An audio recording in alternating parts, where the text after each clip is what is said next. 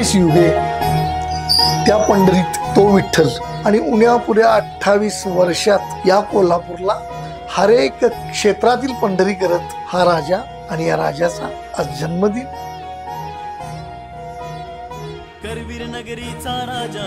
चला जाऊया आपण या वारीला लक्ष्मी विलास पॅलेस शाहू जन्मस्थळ।